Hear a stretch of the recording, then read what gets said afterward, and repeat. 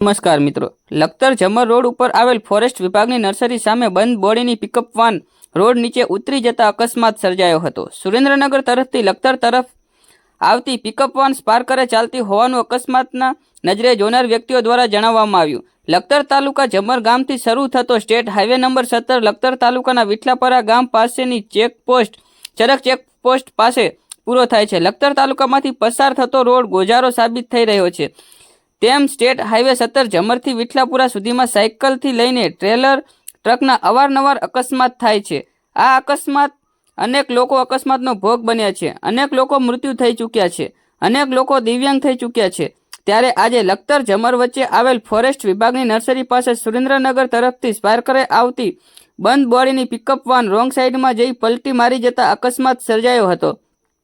સદભાગ્યે કોઈ જાનહાનિ કે કોઈ ઇજાગ્રસ્ત નહીં થતા તંત્રએ રાહતની લાગણી અનુભવી હતી।